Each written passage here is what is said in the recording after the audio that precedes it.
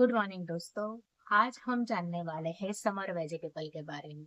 गर्मी में कौन कौन सी सब्जियां हम हमारे घर पर ऑर्गेनिकली ग्रो कर सकते हैं, जानेंगे इस वीडियो में। मेरा नाम है जुबिसा और स्वागत है आप सबका मेरी gardening channel green leafy tales में। मुझे शौक है वेजिटेबल गार्डनिंग का और मैं मेरी टेरेस पर ग्रो करती हूँ ऑर्गेनिक सब्जी। यदि आप भी मेरी तरह वेजिटेबल ग्रो करना चाहते हो तो मेरे वीडियो आपके काम आ सकते हैं। इसलिए मेरे वीडियो को जरूर देखें और अभी चैनल को सब्सक्राइब नहीं किया तो जरूर कर दीजिए।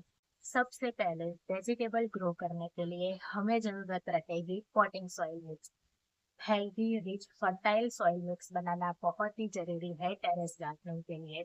जनरली मैं 60% तक गार्डन सॉइल यूज करती हूँ और 40% तक ऑर्गेनिक खाद का प्रयोग करती हूँ सभी वेजिटेबल ग्रो करने के लिए। पर समर में यदि हमें वेजिटेबल ग्रो करने हैं तो पॉटिंग सॉइल मिक्स ऐसा होना चाहिए जो वाटर को ज्यादा समय के लिए रिटेन करे, मिट्टी मॉइस्ट बनी रहे, धूप की वजह से जल्दी से सूखने लगे। इसलिए हमें प्रयोग करना चाहिए कोकोपीट का। हमें 10% तक कोकोपीट प्रयोग करना चाहिए अपनी पॉटिंग सॉइल मिक्स में। कोकोपीट आता है एक ब्रिक के रूप में। तो पहले हमें कोकोपीट को वॉश करना पड़ेगा अच्छे से। वॉश करने से कोकोपीट का वॉल्यूम बढ़ जाता है। कोकोपीट की जगह पर हम सूखे पत्तों का भी प्रयोग कर सकते हैं। सूखे पत्तों का प्रयोग गार्डनिंग में दो तरीकों से करती हूँ।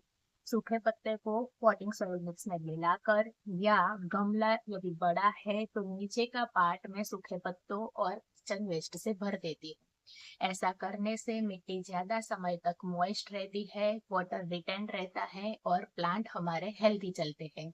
अब जान लेते हैं समर की कौन कौन सी वेजिटेबल को हम घर पर आराम से ग्रो कर सकते हैं। भिंडी, गवारफली, बैंगन, मिर्च, टमाटर, कैप्सिकम। बेल वर्गीय सब्जियां जैसे कि ककुम्बर है, खीरा हो गया, गिलकी, तुरई, लौकी, कद्दू और करेला, इन सभी सब्जियों को हम घर पर आराम से ग्रो कर सकते हैं। पर हमें सब्जियों का सिलेक्शन इस तरह से करना चाहिए कि हमारे पास कितनी गार्डनिंग स्पेस अवेलेबल है, कितनी खाद और मिट्टी अवेलेबल है और कितना टाइम हम गार्डनिंग में दे पाते हैं।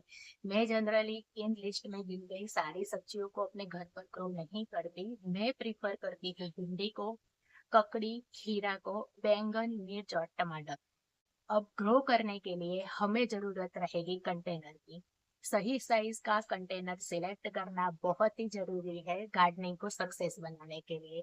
और समर के लिए मैं आपको सलाह देती हूँ कि गमलों का साइज थोड़ा बड़ा ही प्रेफर करना चाहिए, क्योंकि छोटे पॉट की मिट्टी गर्मी की वजह से जल्दी से सूख जाती है और प्लांट हमारा खराब हो जाता है। समर वेजिटेबल गार्डनिंग के लिए मेरी सलाह है कि 12 इंच से छोटी साइज का पॉट हमें अपने गार्डन में रखना ही नहीं है। बड़ा गमला या कंटेनर सिलेक्ट करने का फायदा यह है कि उसमें माटी और खाद ज्यादा आएगा, मिट्टी ज्यादा समय तक मॉइस्ट रहेगी और प्लांट हमारे हेल्दी चलेंगे और इतनी धूप में भी हमें अच्छी हार्वेस्टिंग देगी। 12 बाई 12 इंच के ग्रो बैग या गमले में आप ग्रो कर सकते हो भिंडी को। आप मिर्च भी लगा सकते हो, कैप्सिकम और गवारफली। 12 बाई 12 में इतनी वेजिटेबल आराम से ग्रो हो जाएगी। बैंगन के लिए मैं प्रिफर करती हूँ थोड़ा बड़ा कंटेनर, 15 बाई 15 इंच की साइज का ग्रो बैग या गमला। टमाटर को भी बड़ी साइज की ग्रो बैग यानी कि 15 बाई 15 में लगाओगे तो आपको हेल्दी अच्छी हार्वेस्टिंग मिलेगी। बेल वर्गीय सब वेजिटेबल जैसे कि ककड़ी, खीरा, लौकी, तुरई, गिलकी, करेला, कद्दू, सब के लिए मिनिमम 18 बाई 18 इंच की साइज का ग्रो बैग रखना ही है। इससे छोटे कंटेनर में समर में बेल वर्गीय वेजिटेबल ग्रो मत करो। यदि कंटेनर नहीं है तो भिंडी ज्यादा लगाओ। अब दूसरी चीज, बेल वर्गीय वेजिटेबल को ग्रो होने के लिए सपोर्ट की जरूरत रहे। हमें टेम्पररी स्ट्रक्चर बनाना पड़ेगा जिस पर बेल वर्गीय वेजिटेबल क्लाइंब करेगी और अच्छे से ग्रो होगी। समर सीजन में ग्रो होने वाली बेल की हाइट इतनी ज्यादा नहीं होती जितनी मॉनसून सीजन में बेल ग्रो होती है और फ्रूटिंग भी जल्दी आने लगती है। इसलिए समर के लिए जो आप मचान या टेम्पररी स्ट्रक्चर बनाओ जिसको चढ़ के बेल आगे बढ़े वो इतनी हाइट पर हमें नहीं रखना, क्योंकि ज्यादा हाइट पर रखने से क्या होगा कि छत पर जमीन के कंपेयर गर्मी भी ज्यादा लगेगी, और गर्मी के सीजन में तेज हवा भी चलती है और उस चक्कर में बेल खराब हो जाती है। इसलिए यदि आप मचान बना रहे हो तो इसकी हाइट कम ही रखना। अब बात कर लेते हैं कि वेजिटेबल के सीड कैसे ग्रो किए जाते हैं। भिंडी के लिए मेरी सलाह है कि डायरेक्ट ही पॉट में उसे लगाना चाहिए। भिंडी की पौध कभी भी तैयार मत करना, क्योंकि उसमें क्या होता है, भिंडी की रूट टैप रूट होती है जो सीधी नीचे की तरफ ग्रो होती है। ट्रांसफर करते समय रूट डैमेज का चांस बहुत ही ज्यादा होता है भिंडी में, और कई बार ट्रांसफर शॉक की वजह से भिंडी की पौध अच्छे से ग्रो नहीं हो पाती। इसलिए मेरी सलाह है कि भिंडी को डायरेक्ट ही कंटेनर में ग्रो कर।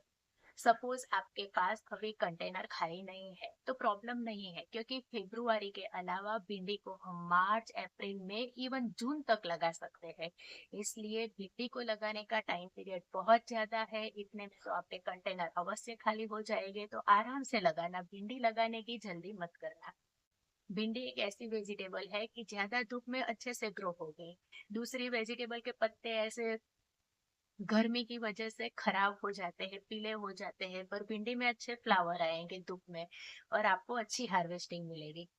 मिर्च, टमाटर और बैंगन को ग्रो करने के लिए हमें पहले पौध तैयार करनी होती है। उनके सीड छोटे छोटे होते हैं, इसलिए आपको अलग से पहले पौध तैयार कर लो उनकी। पौध तैयार होने में लगभग 1 महीना जितना समय लग जाता है, और बाद में बड़े कंटेनर में खाली कर दो।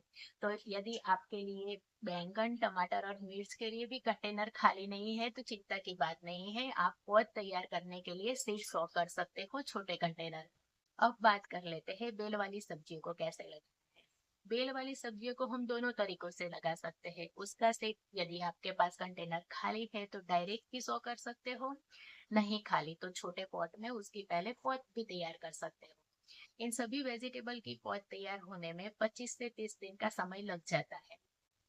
पौध ट्रांसफर हमेशा शाम के समय करना चाहिए, जिससे ट्रांसप्लांट सॉफ्ट नहीं लगता और आपकी पौध अच्छे से सक्सेसफुल चल जाती है। तो अब तक हमें जाना समर सीजन में हम कौन कौन सी वेजिटेबल ग्रो कर सकते हैं, पॉटिंग सॉइल मिक्स किस तरह से बनाना है, सीड को किस तरह से सॉ करना है, और कंटेनर की साइज क्या रखना है। लास्ट में हम बात करेंगे वाटरिंग पर। पानी समर में कब देना है। समर सीजन में धूप की वजह से मिट्टी जल्दी से सूख जाती है, इसलिए हो सकता है कि हमें दिन में 2 बार भी पानी देना पड़ सकता है।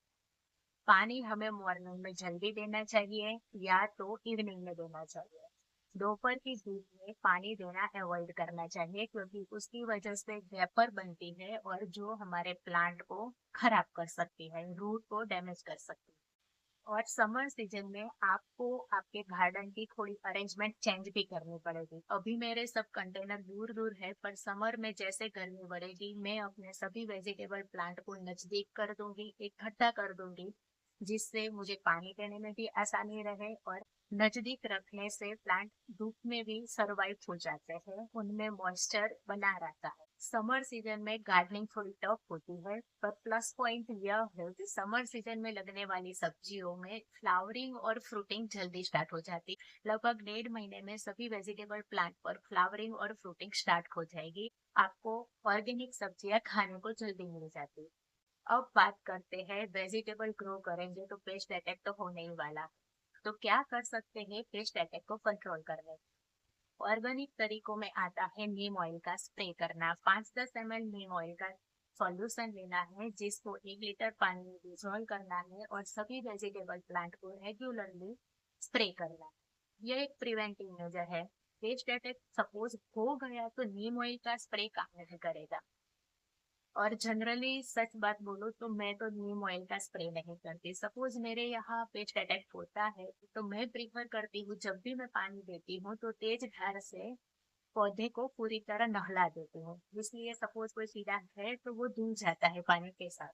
आप थोड़े थोड़े समय पर राख का भी छिड़काव कर सकते हो। ये जो तरीके हैं, राख का छिड़काव करना, हल्दी का पाउडर डालना या नीम ऑयल, ये सब प्रिवेंटिव है। एक बार ज्यादा कीड़े लग गए तो इससे कंट्रोल नहीं होता, और ज्यादा पेस्ट अटैक सपोज हो गया है किसी वेजिटेबल प्लांट पर तो मैं उसको उखाड़ कर गार्डन से दूर फेंक देती हूँ।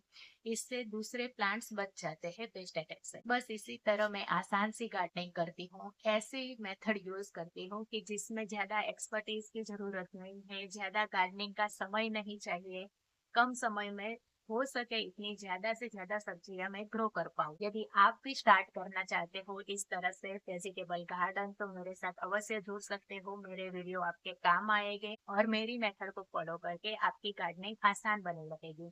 वीडियो अच्छा लगा हो तो प्लीज लाइक कीजिए, शेयर कीजिए और मेरे चैनल को सब्सक्राइब जरूर कर लीजिए। मिलते हैं नेक्स्ट वीडियो में नई गार्डनिंग की जानकारी के साथ। तब तक बाय, टेक केयर।